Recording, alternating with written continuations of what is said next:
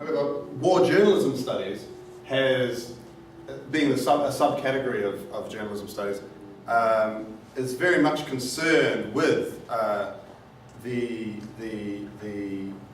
production of ideological war reporting through media management, through journalistic reliance on military for access and so forth, through the physical control of the media, and the obedience and deference to official sources. What I sort of generally term military strategic intent. So I hope to show that we need to re-articulate this criticism in the concept central to the monitorial role of journalism remain powerful themes. However, a self-reflexive critical understanding of professionalism is evident too, which articulates a suspicion towards military and political power. Now, although journalists begin to state their understanding of these dilemmas and contradictions within the monitorial system, which becomes somewhat malleable during war, it nonetheless bounds their reporting within acceptable limits. And there's a quote there from Peter Wilson, who's a News Limited journalist, or was a News Limited journalist, discussing his understanding of what sort of journalism is. An attitude that it's not just about me telling the world my unique wisdom about how I understand everything. It's about me just trying to understand what's going on as objectively as possible and communicating without imposing my views upon it. Similarly, other journalists have articulated their understanding. Jonathan Harley from the ABC, for instance. I think it's more about good storytelling and making it accessible, taking people on a journey. We know that there's never going to be anything purely objective. And his colleague Trevor Borman, who's an ABC producer, says, I think objectivity is a bit of a cliche in a way. People have this idea that there are two sides to every story and the truth lies somewhere in between. And that's objectivity. And I don't see it that way. On the other hand, another News Limited journalist, Ian McPhedran, says, without objectivity, we are lost. Without that primary pillar in journalism, we are lost. Without that and facts, we are lost. So I think that objectivity is a primary pillar alongside factual information.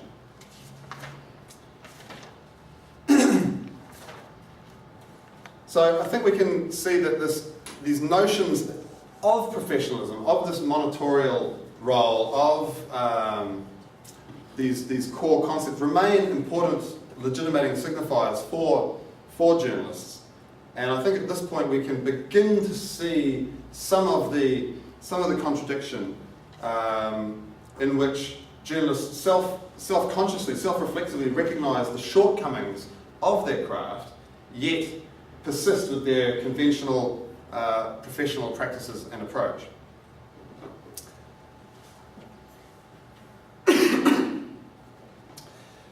As I've begun to suggest, a self-consciously critical or ironic understanding of contemporary war journalism in the modern media system can also be identified.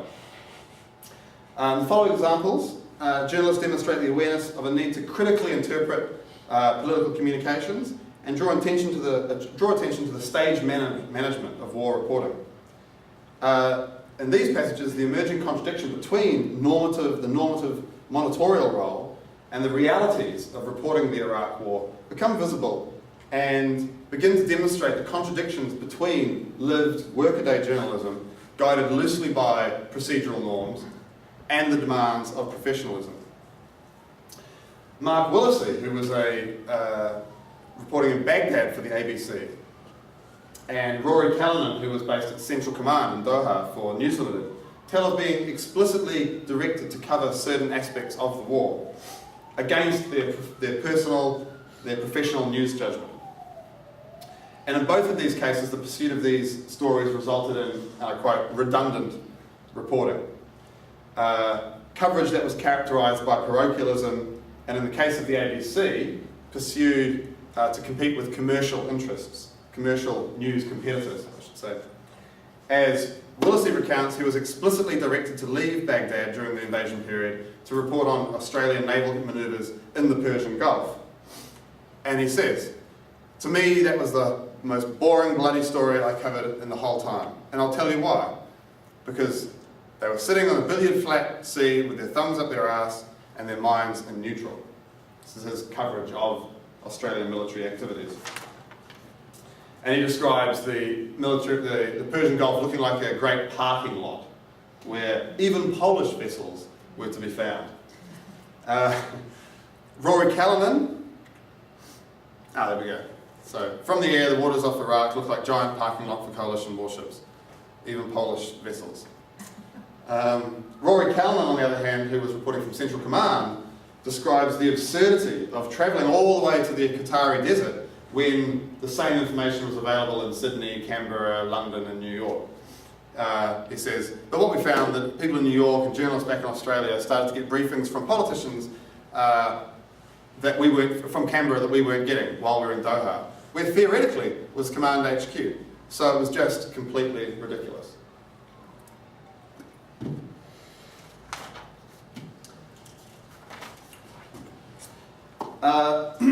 Now I think some of this needs to be put in the context of the military management system, the media management system, which was enacted during the initial stages of the Iraq War. And the strategy largely included, the centerpiece of the media system, of the media management strategy, were, of course, embedding and the Central Command Media Centre.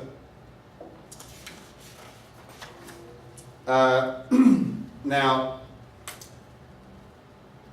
embedding, I think, is a management strategy designed for an era in which the authority of cultural and political ideology is treated with suspicion, irony, and critical distance, as it offers ostensibly unrestricted access and the coverage of the reality of war. As Brian Whitman has stated, who was the US Department Deputy Assistant Secretary of Defense for Public Affairs, stated journalists were to embed so that they can develop relationships, so that they can provide the very deep and rich coverage that you get by being in a unit. We know that any time a reporter can spend an extended time with a particular unit, he or she gets to understand that unit's mission, what that unit's mission is about. They can report more accurately on their activities.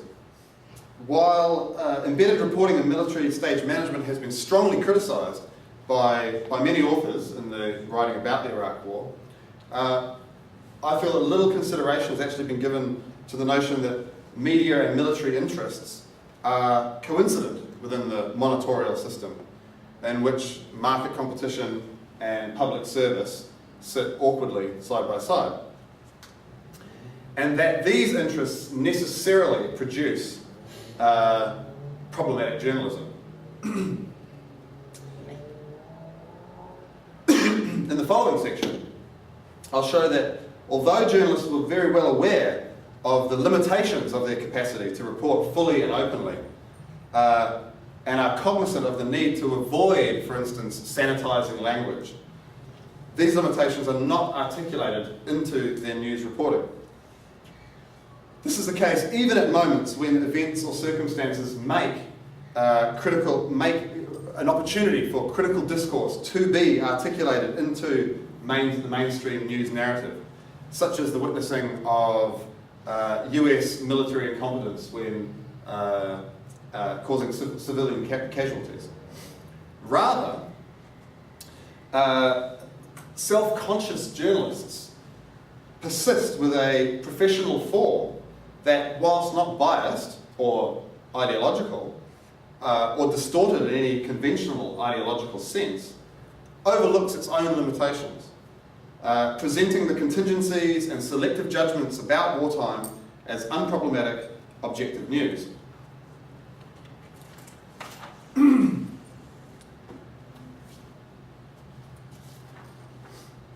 And although this kind of journalism is professionally accomplished, impartial, and situationally objective,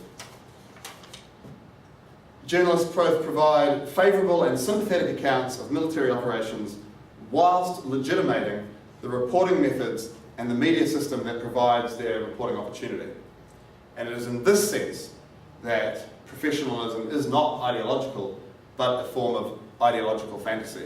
The ideology is what they're doing rather than what they're doing. Nonetheless, criticism has been made that the system of media management deployed during the Iraq War was designed with military strategic interests and to exploit the monitorial weaknesses in professional journalism.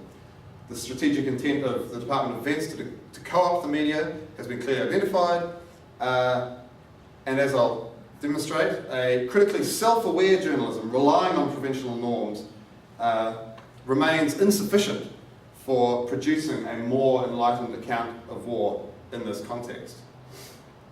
Now, as Jeff Thompson says, who was an embedded ABC journalist, access is always good. Indicating the news value, I think, that embedding held for audiences and journalists alike. Embedding is held to be a positive exercise in this conception, providing both insight for audiences and offering them an up-close, detailed view of, and I quote, Americans operating in a war situation which was professionally valid.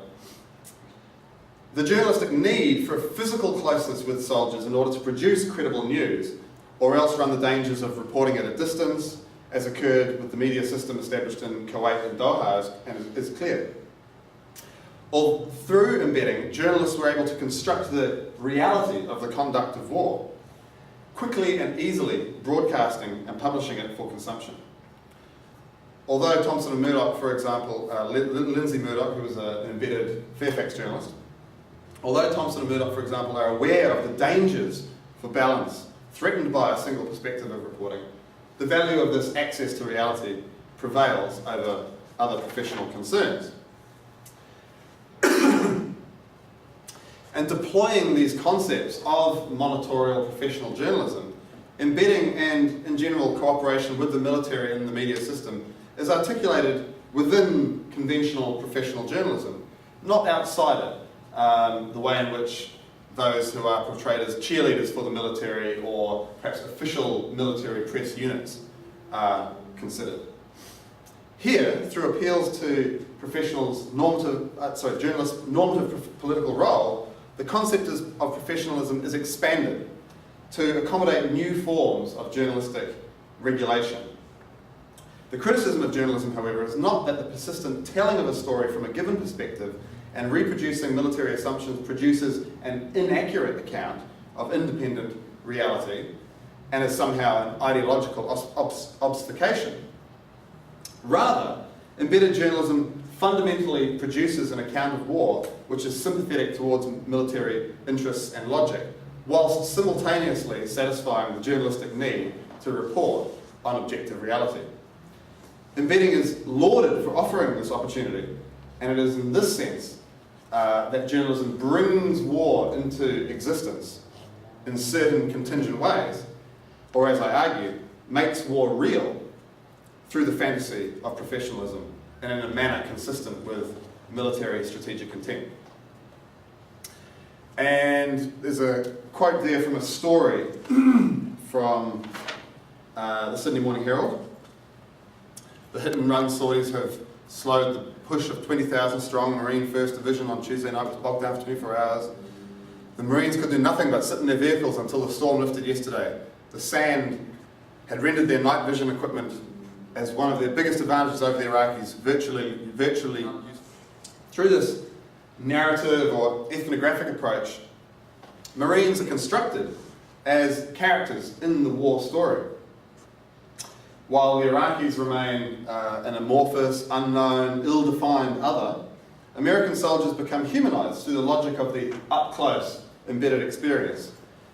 In embedded reporting, soldiers are made real, persistently identified by name, rank, and their experiences and hardships described in detail, in accordance with the accepted methods of identifying soldiers as stated in the embedded guidelines and encouraged by the Department of Defence. Here, however, remaining objective within the context of embedding becomes problematic.